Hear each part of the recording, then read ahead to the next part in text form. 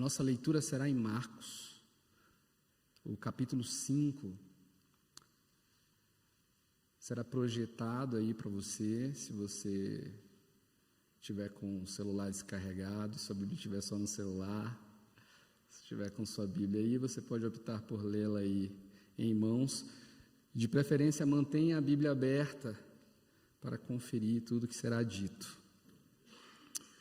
Leiamos. Tendo Jesus voltado no barco para o outro lado, afluiu para ele uma grande multidão, e ele estava junto do mar. Eis que se chegou a ele um dos principais da sinagoga, chamado Jairo, e vendo-o, prostrou-se a seus pés, e insistentemente lhe suplicou: minha filhinha está à morte, vem, impõe as mãos sobre ela, para que seja salva e viverá. Jesus foi com ele. Grande multidão o seguia, comprimindo-o.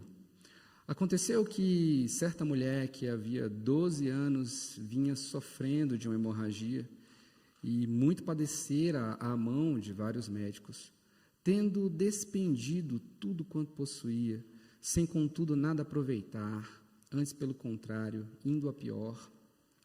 Tendo ouvido a fama de Jesus, vindo por trás dele, por entre a multidão, tocou-lhe a veste, porque dizia: se eu apenas lhe tocar as vestes, ficarei curada. E logo se lhe estancou a hemorragia, e sentiu no corpo estar curada do seu flagelo. Jesus, reconhecendo imediatamente que dele saíra poder, virando-se no meio da multidão, perguntou: quem me tocou nas vestes? Responderam-lhe seus discípulos: vês que a multidão te aperta e dizes: quem me tocou? Ele, porém, olhava ao redor para ver quem fizera isto. Então, a mulher, atemorizada e tremendo, cônscia do que nela se operara, veio, prostrou-se diante dele e declarou-lhe toda a verdade. Ele lhe disse: filha, a tua fé te salvou, vai-te em paz e fica livre do teu mal. Falava ele ainda quando chegaram alguns da casa do chefe da sinagoga, a quem disseram: tua filha já morreu, por que ainda incomodas o mestre? Mas Jesus, sem acudir a tais palavras, disse ao chefe da sinagoga: não temas, crê somente. Contudo, não permitiu que alguém o acompanhasse, senão Pedro e os irmãos, Tiago e João. Chegando à casa do chefe da sinagoga, viu Jesus o alvoroço, os que choravam e os que pranteavam muito. Ao entrar, lhes disse: por que estáis em alvoroço e chorais? A criança não está morta, mas dorme. E riam-se dele. Tendo ele, porém, mandado sair a todos, tomou o pai e a mãe da criança e os que vieram com ele, e entrou onde ela estava. Tomando-a pela mão, disse: Talita cumi, que quer dizer: menina, eu te mando, levanta-te. Imediatamente a menina se levantou e pôs-se a andar, pois tinha 12 anos. Então ficaram todos sobremaneira admirados. Mas Jesus ordenou-lhes expressamente que ninguém o soubesse, e mandou que dessem de comer à menina. Senhor Deus, eterno Pai, que somente as Tuas palavras, sopradas pelo Teu Santo Espírito, encontrem lugar em nossos corações, que nada que venha de influência meramente humana e não for para o nosso viver, encontre espaço em nossas vidas, Pai, em nome de Jesus, amém. Esse texto é um texto muito famoso, você já deve ter escutado diversos pregadores pregarem sobre esse texto. E eu gosto muito de pregar textos que são famosos, por alguns motivos muito simples. Em algum momento da história, a gente começa a considerar alguns textos famosos textos dominados, né? Textos até infantis. A gente conta para os nossos filhinhos e nossas filhinhas. E, em certa medida, a gente começa a olhar para a palavra do Senhor de forma distante. Então, hoje, o tema da nossa pregação é essa, a lógica da vida cristã. E para falar dessa lógica da vida cristã, é necessário que a gente faça uma diferenciaçãozinha básica aqui no começo. Existe uma diferença significante entre história e memória. E a gente precisa aprender a separar essas duas coisas. O que eu quero dizer com isso? Se você fosse contar a história de Jairo, possivelmente você diria, olha, Jairo era um homem, chefe da sinagoga, que um dia terrível, não vou dizer um belo dia, né? Um dia terrível, se vê diante de uma situação absurda, que é a situação de sua filha, com 12 aninhos, está beirando a morte. Ele corre para Jesus, ele pede para que Jesus vá com ele. Jesus diz, beleza, eu vou. E aí ele vai com Jesus, Jesus chega na casa dele, a menina está lá, as pessoas estão chorando, gritando, pranteando, e aí Jesus diz, calma, ela não está morta, ela está dormindo, as pessoas riem de Jesus. Jesus pega, entra só com os seus e os pais da criança, com Jairo, e aí Jesus, menina, levanta, a menina levanta, e essa é a história de Jairo, certo? Certo. A diferença está na memória. A diferença está nesse lugar, que é o nosso lugar no viver. O lugar de como a história nos afeta no tempo e no espaço. Como a história invade a nossa realidade, e invadidos de realidade, a gente tem na experiência do viver um outro tipo de uma outra forma de enxergar as coisas. E é desse lugar que eu quero conversar com você, porque essa história não é a história de um outro homem lá do passado. Essa história que o texto bíblico traz não é a história de um simples homem, uma simples menina. Essa história é a minha e a tua história. É a nossa história. Porque o caráter pedagógico da palavra de Deus é o caráter de Deus forjando quem nós somos no tempo e em uma história, que é a história dele. Bem, se você prestou atenção, quando eu falei a história do Jairo, e você confirmou que essa é a história de Jairo, é verdade, essa é a história de Jairo. Porém, como nós lemos no texto, aconteceram algumas coisas no meio desse texto aqui, que em certa medida não tem nada a ver com Jairo.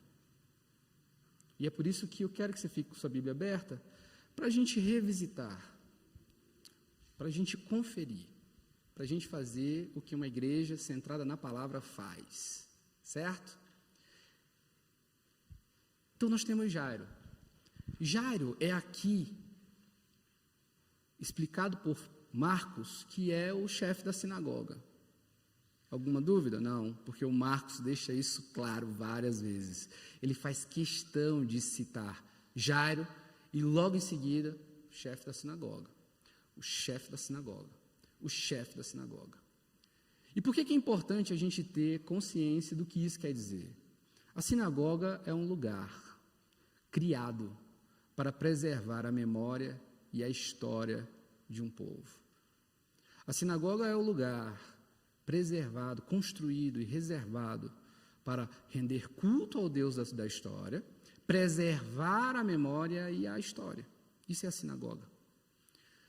Mas não só isso. A sinagoga dita um modo de viver das pessoas que estão naquele lugar. A sinagoga não é uma igrejinha de esquina que abriu semana passada. A sinagoga é a sinagoga. E quem é líder da sinagoga é alguém de status.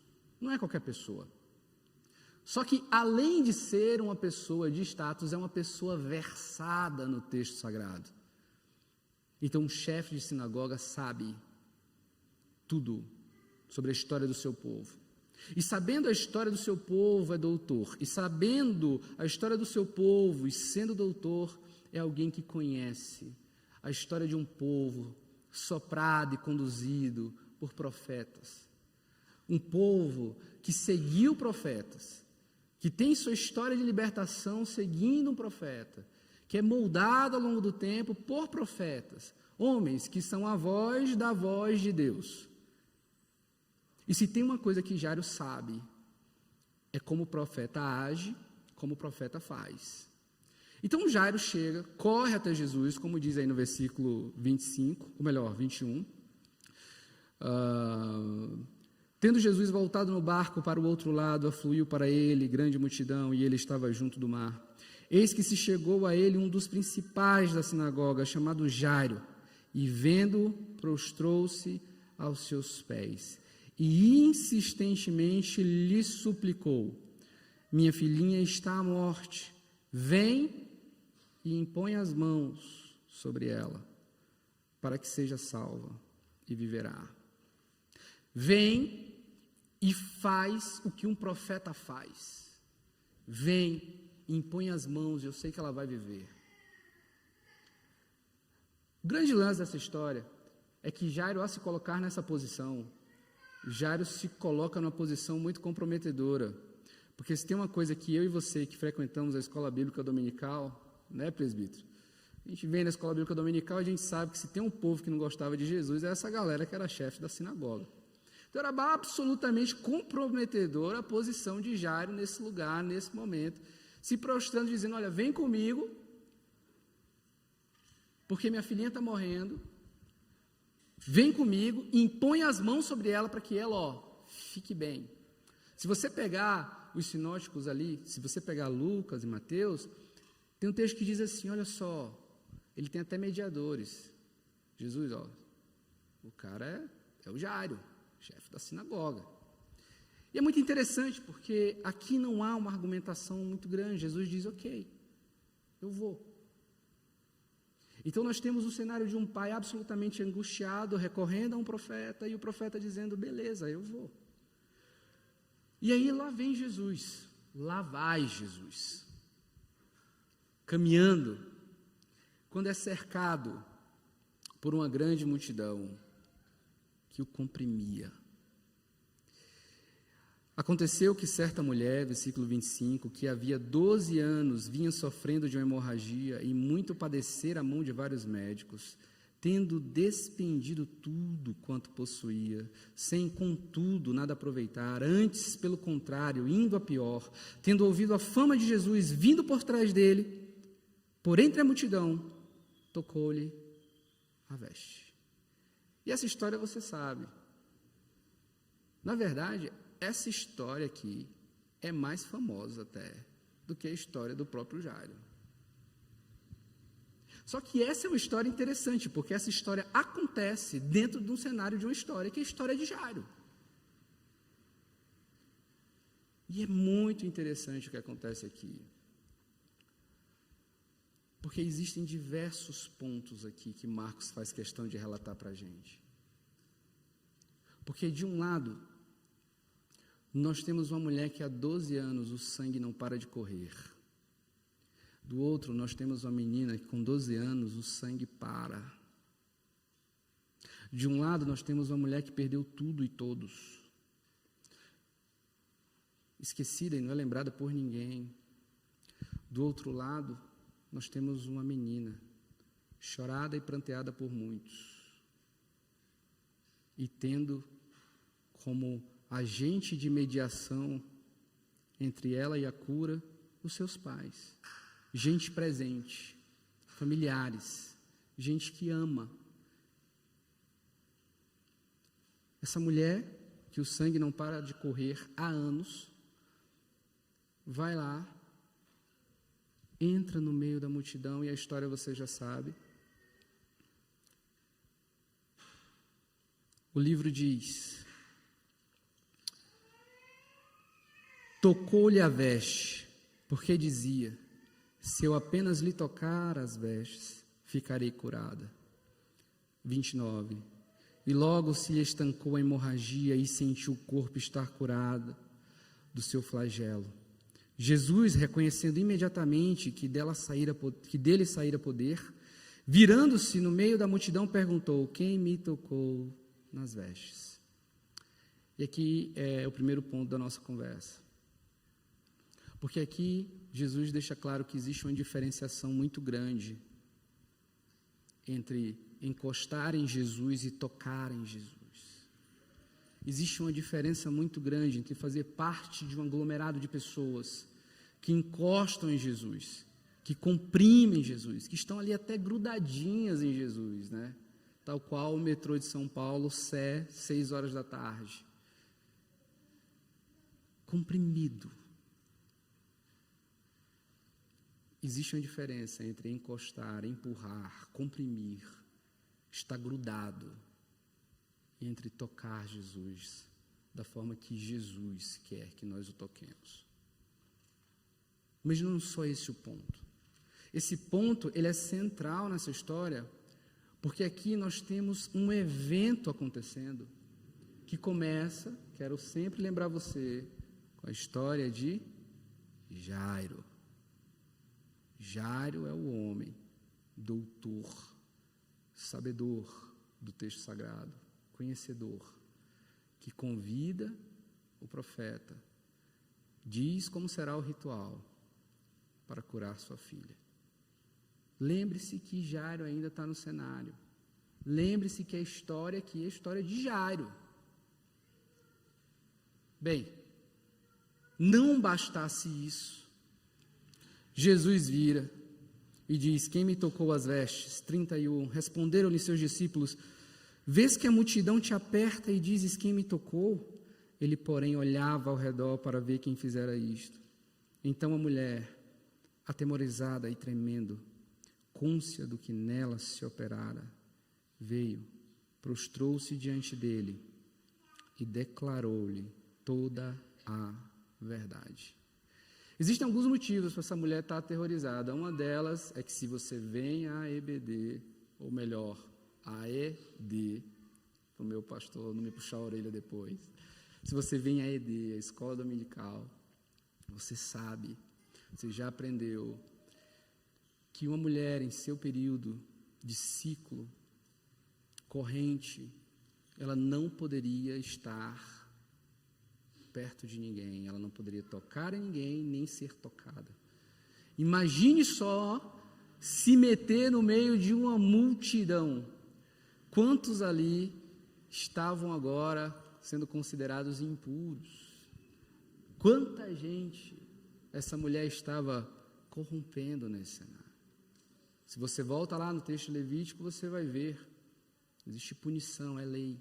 E se tem uma pessoa que entende da lei, é quem? É Jairo. E ela está ali não só diante de Jesus, mas lembre-se, diante de Jairo, dizendo o que com ela tinha acabado de acontecer. E como eu disse, lembre-se de Jairo, porque uma coisa é a história, outra coisa é a memória, outra coisa é a dor do viver. A gente tende a ler a história no texto bíblico e se distanciar absurdamente e não sentir o que o texto tem para nos dizer. Então imagine você ali, com sua filha, Jesus dizendo: eu vou com você, mas de repente Jesus para e quer saber quem o tocou. E agora que ele descobre quem tocou, ele vai bater papo. Ele vai conversar. E imagine Jairo: peraí, Senhor, minha filha, está morrendo a minha filha. Que muito é como nós, na verdade. Porque parece que existem histórias que atropelam as nossas histórias. Existem coisas que estão acontecendo a todo tempo que parecem que entram no meio da nossa história, interrompem em certa medida dos nossos projetos. A gente está desempregado e a gente está ali orando um tempão: Senhor, me dá um emprego, me dá um emprego. E de repente o meu irmão, que também estava desempregado, recebe um emprego. Você fala: ah, glória a Deus, Jesus, obrigado, mas e eu? Eu estou aqui. Você está lutando para ter filho, não está conseguindo, e de repente sua irmã engravida, e você fala: ai, que bênção, mais alguém na família, mas Senhor, e eu? E a minha história, Senhor? Quando é que as coisas vão desenrolar? O Senhor não ia comigo, você não estava caminhando comigo. Ela entrou nessa história, Senhor.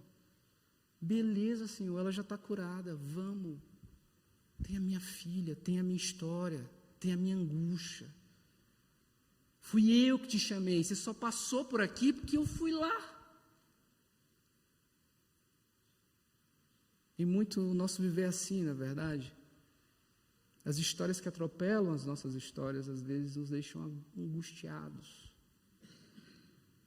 Só que tem um negócio muito interessante que a gente vai ler agora.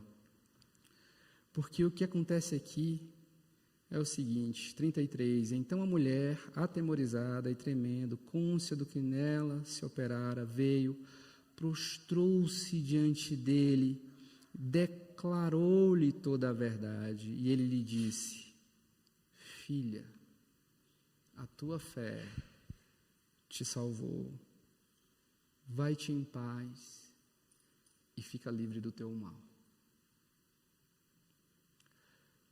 Quando a gente lê essa história da mulher do fluxo de sangue só por ela mesma, ela é bela. Mas quando a gente lê essa história, no cenário que ela entra da história, ela é ainda mais surpreendente. Marcos é um habilidoso escritor, um mestre da edição. E se você não entendeu o que acabou de acontecer aqui, eu vou te dizer o que acabou de acontecer aqui. Um homem angustiado chama Jesus para que Jesus cure a sua filha. No trajeto, alguém toca nas vestes de Jesus e o Senhor para. E o Senhor faz algo muito mais profundo do que apenas estancar uma sangria no corpo. Ele estanca uma sangria na alma. Essa mulher está absolutamente escondida. E em certos momentos da vida de angústia e dor, o melhor cenário para a gente é se esconder mesmo, né? É bom, às vezes, se esconder em cenários em que a gente está absolutamente destruído, em angústia, sofrendo sozinho, sendo usurpado, abusado, se sentindo traído e perdido. Às vezes, o melhor cenário de fato é se esconder, se comprimir. Mas Jesus sabe, o nosso Deus sabe, o nosso Pai sabe, que sim, em alguns cenários de dor, é bom estar escondido, mas terrível coisa é não ser encontrado. E Jesus encontra muito mais do que uma mulher. Jesus encontra alguém que precisa muito mais do que o estancar de um sangue. Jesus encontra alguém que precisa ter, assim como nós, algo muito mais profundo solucionado, que é esse desespero que nós carregamos, essa angústia cotidiana que a gente carrega, dessa orfandade no viver, de se sentir absolutamente só, abandonado, abusado, traído, injustiçado, e não cessa, e não cessa, e não acaba, e passa dias, e passam meses, e não acaba, e não acaba, e eu me sinto só, absolutamente órfão. Ninguém está comigo. Na verdade, ninguém pode ficar perto de mim, porque quem estiver perto de mim nesse processo de sangria pode ser considerado impuro. Jesus vira como quem diz para Jairo: Jairo, você tem filha? Eu também. E eu paro para os meus filhos e filhas. Eu paro. Para mim, Jairo, não importa o status. Status para mim, Jairo. O que importa para mim, Jairo, são meus filhos e minhas filhas, movidas por fé, precisando seguir. Vá, filha, a tua fé te salvou. Vá, filha.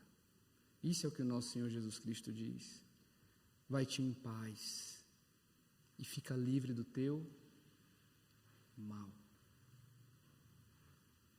A partir desse momento absolutamente pedagógico, eles seguem. O texto segue. Só que o texto segue de uma forma absolutamente brutal. Para todo aquele que é pai, para todo aquele que é mãe. Porque o texto diz no versículo 35, falava ele ainda, quando chegaram alguns da casa do chefe da sinagoga. E preste atenção, que o Marcos faz questão de endossar o chefe da sinagoga. Tua filha já morreu, porque ainda incomodas o mestre. E aqui é um problema absurdo, porque eu e você sabemos que a vida costuma dar errado. Eu e você sabemos que a gente faz planos e eles são absolutamente interrompidos por um motivo X ou Y. Mas se tem desgraça que a gente sabe, que comprova que a vida deu muito errado para a gente, é quando um pai tem que enterrar um filho. Quando a ordem das coisas muda. Quando a lógica do viver parece absolutamente fragilizada.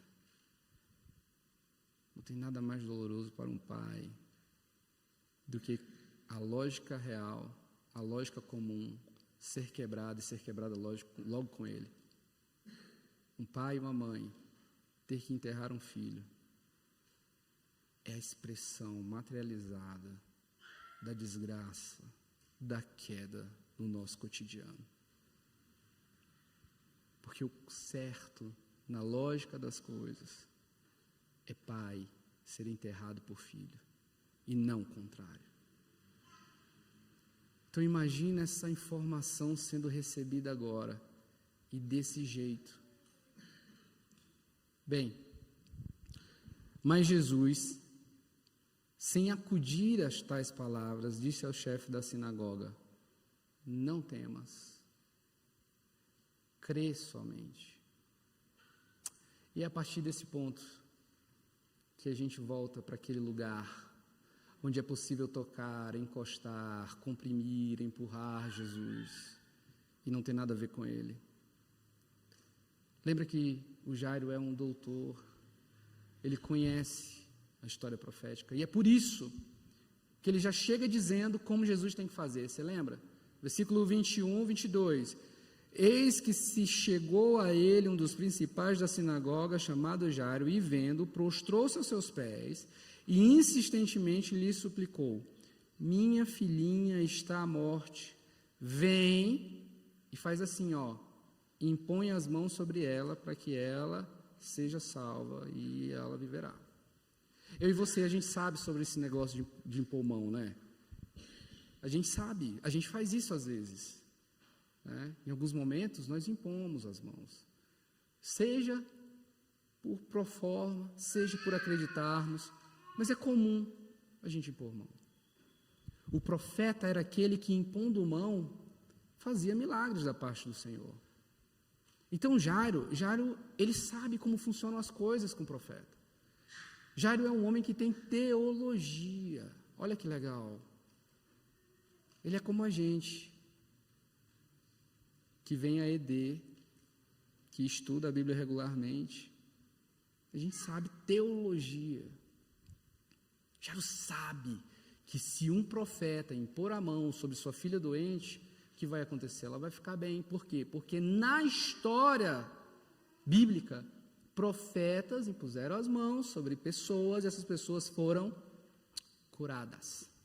Só que existe um abismo, meu irmão e minha irmã, entre ser doutor da história de um povo, entre ser aquele que conhece a tradição, aquele que sabe o que um profeta faz, aquele que reconhece alguém como profeta, porque para além de saber o que um profeta faz, é reconhecer alguém como profeta capaz de fazer.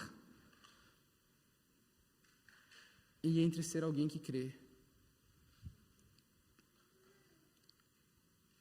E o exemplo de alguém que crê, Jairo tinha acabado de ter. Jairo tinha acabado de ver. Jairo tinha acabado de presenciar o exemplo de alguém que crê. Não tenha medo, simplesmente creia. O texto continua e é muito bonito o que vem depois. Bonito para não soar irônico, né? Porque preste atenção. Não temas, crê somente. Contudo, não permitiu que alguém o acompanhasse, senão Pedro e os irmãos Tiago e João. Chegando à casa do chefe na sinagoga, viu Jesus o alvoroço, os que choravam, os que pranteavam muito. Ao entrar, lhes disse: por que estáis em alvoroço e chorais? A criança não está morta, mas dorme. E riam-se dele. E esse ponto aqui é muito interessante, porque tem duas coisas muito interessantes aqui. A primeira é que, apesar de algumas comunidades religiosas falarem por aí, Jesus não parece ser esse Deus extravagante que precisa de palco. Ele faz um movimento contrário. Ele não quer que todos estejam lá. Ele leva os seus mais próximos e os pais para um evento dentro de um quartinho. Ele não é o Deus que diz: vejam só, olha só, vocês estão com dúvida se eu posso ou não posso? Coloca o telão aí, holofotes aqui sobre mim. Jesus não é o Deus que precisa do palco. Jesus é o Deus que, sendo Deus, não precisa ser validado por reconhecimento humano de gente que acha que tem status suficiente para promover a Jesus algum grau de importância para os homens. Ele é quem Ele é, e por ser quem é, convicto de quem é, não é esse Deus absurdamente extravagante. É o Deus que age quando quer, da forma que quer, inclusive permitindo apenas que seus poucos vão com Ele até o quartinho. Só que quando chega lá, reverendo, é muito interessante, porque nesse lugar a gente começa a pensar assim, nossa, que povo estranho, nossa, que povo mal educado, que povo ri de Jesus, esse povo. Mas do lado de cá, de quem leu a história, a gente pode se colocar mesmo, né? Mas tem um negócio interessante, há quanto tempo esse povo sabe o que é uma pessoa morta? Há muito tempo. Características de uma pessoa morta: não respira, está fria, gelada.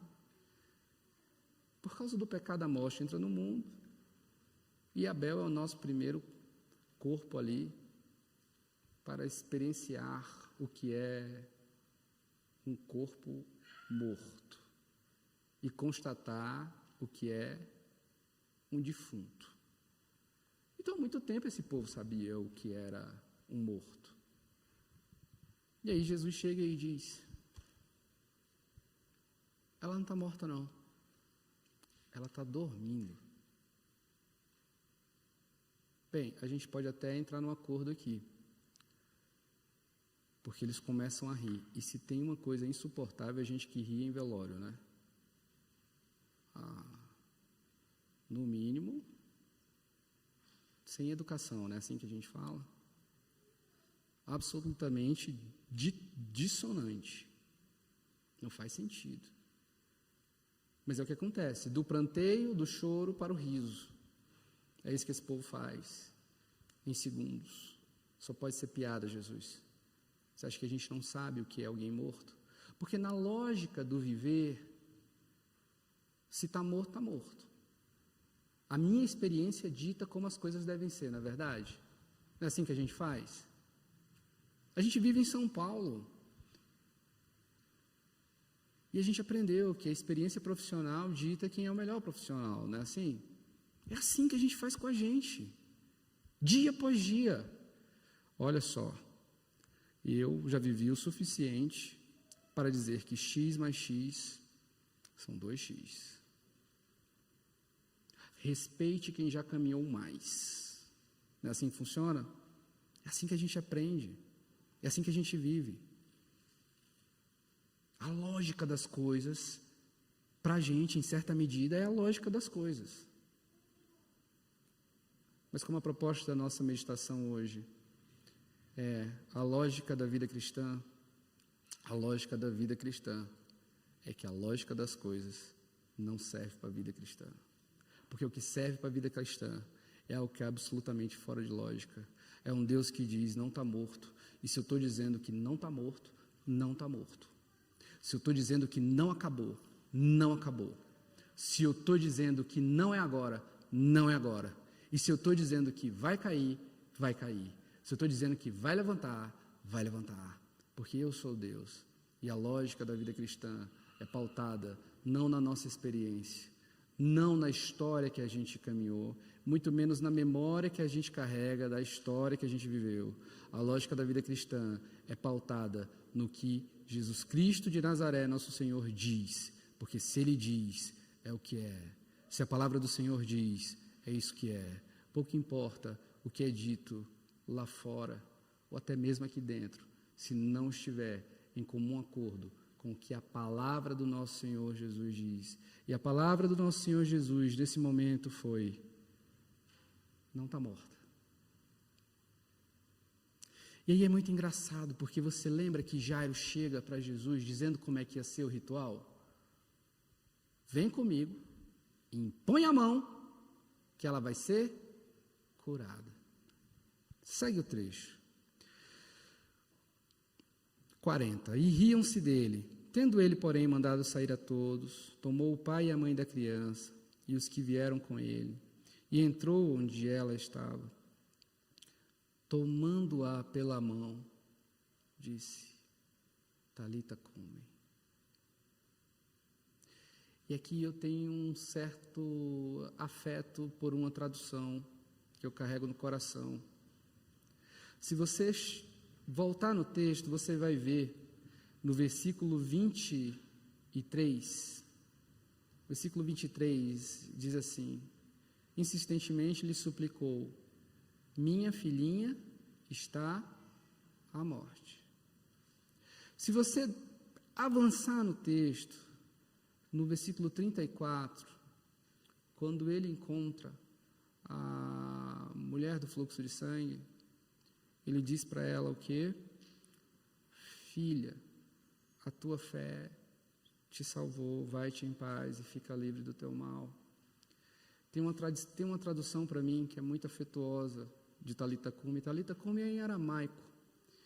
E a tradução que eu gosto e que para mim faz muito sentido nesse texto é: filhinha, está na hora de acordar. Menina, levanta.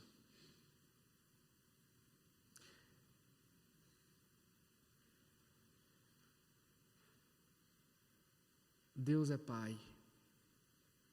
Isso você já aprendeu com Jesus Cristo de Nazaré, nosso Senhor. Ser parte dessa família da aliança é lembrar que Deus é Pai. E é Pai nosso, que para os seus filhos e filhas. Então, nessa história, você poderia olhar e dizer assim: nesse momento eu sou Jairo. É possível. Nesse momento da minha vida eu sou Jairo. Chamei Jesus. Estou vivendo a história. Mas parece que entrou uma outra história no meio que não deixa a minha história avançar. E fui eu que chamei Jesus. Fui eu que ajeitei o cenário. E você pode dizer: nesse momento da minha vida, eu sou essa menina aí, essa mulher do fluxo de sangue. Sou eu. Está pingando e não para. Está vertendo e não para. Eu não tenho mais ninguém. Todas as minhas posses estão indo embora. Estou cansada. Minha única esperança é se pelo menos eu tocar nas vestes dele. Pode ser. Ou nesse momento você pode olhar e dizer assim: eu sou essa menina. O nome da menina não é Talita. É bom deixar isso bem claro. Eu já tive experiências de gente que chegou para mim e disse assim, pastor, gostei da pregação da Thalita. Não, não é Thalita. Tá bom? Mas é um bonito nome, Thalita, para botar em filha. Pode ser. Eu não tenho nem forças. E tem gente intercedendo por mim. Tem gente que me ama, que está lá, mediando a situação com Jesus. Trazendo Jesus até mim, porque só Jesus, me pegando pela mão, é capaz de me fazer ficar de pé. Mas você não é Jesus Cristo de Nazaré nessa história. Você nunca será. Não é você que vai resolver a história. É Jesus Cristo de Nazaré, nosso Senhor, que diz o que será, e o que será, será.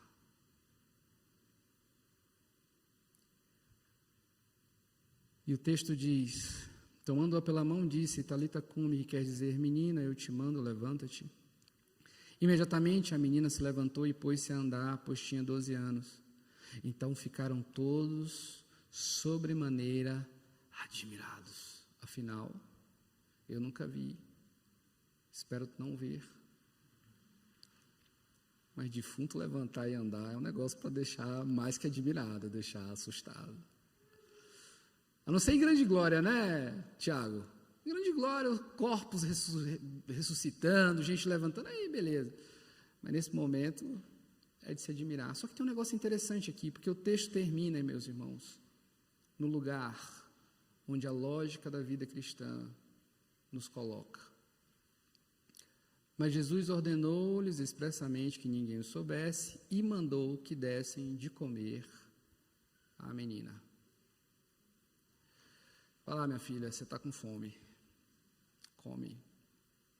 Em muitos cenários, meus irmãos, se a gente vive um movimento, acho que o reverendo Tiago já teve essa experiência, talvez, de alguém que teve um sonho, ou aconteceu algo especial na vida dela. Em muitos cenários, essa pessoa se torna alguém na igreja vestida de espiritualidade. É a irmã que ora e acontece. Quem nunca viu isso? É a irmã da oração forte, que nada mais é do que uma versão gospel para a irmã da reza braba, né?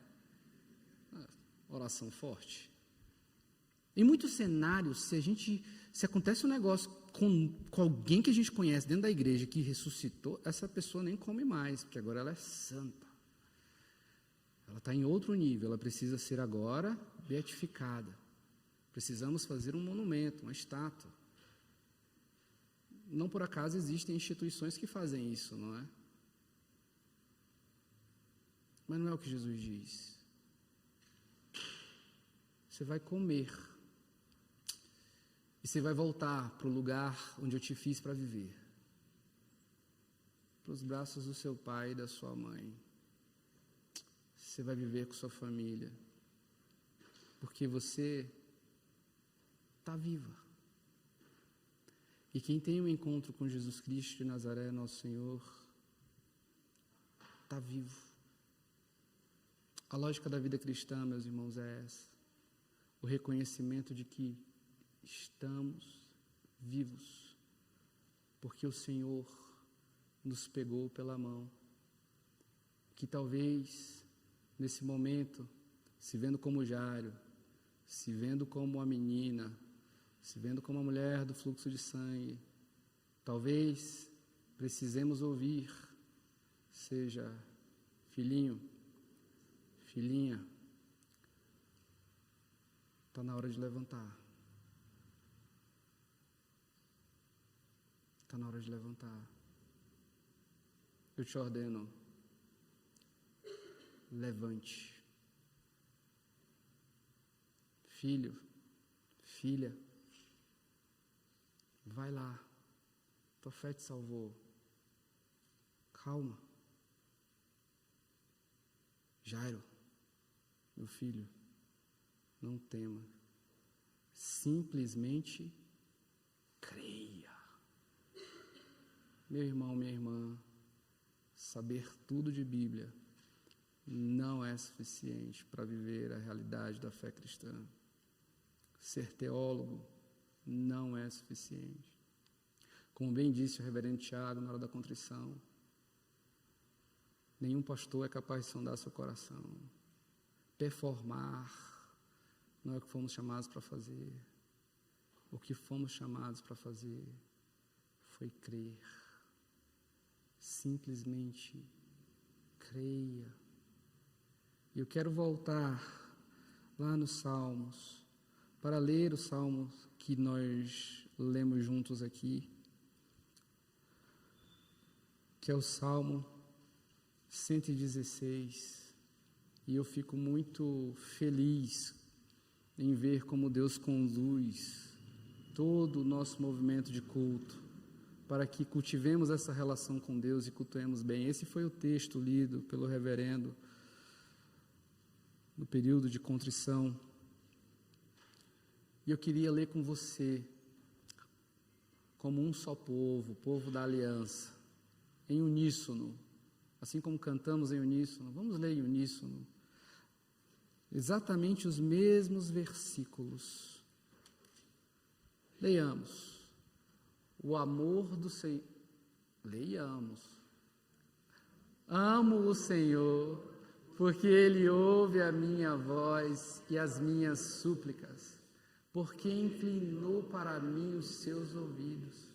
Invocá-lo-ei enquanto eu viver. Laços de morte me cercaram, e angústias do inferno se apoderaram de mim. Caí em tribulação e tristeza. Então invoquei o nome do Senhor. Ó Senhor, livra a minha alma. Compassivo e justo é o Senhor, o nosso Deus é misericordioso. O Senhor vela pelos simples. Achava-me prostrado e Ele me salvou. Volta, minha alma, ao teu sossego, pois o Senhor tem sido generoso comigo. Pois livraste da morte a minha alma, das lágrimas os meus olhos, da queda os meus pés. Só até aí. Esse é o salmo do salmista.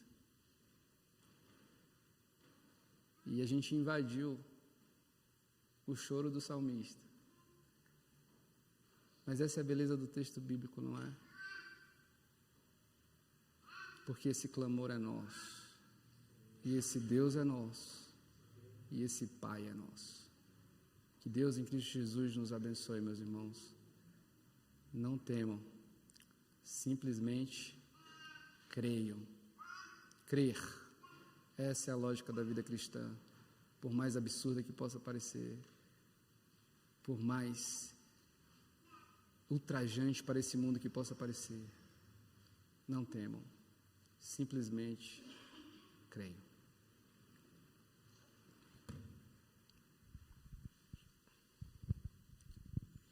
Queridos irmãos,